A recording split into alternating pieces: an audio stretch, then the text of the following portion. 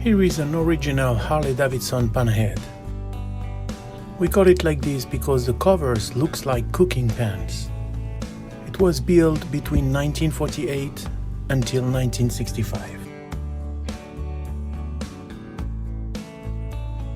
Speeds pass with a gear lever, much like on a car.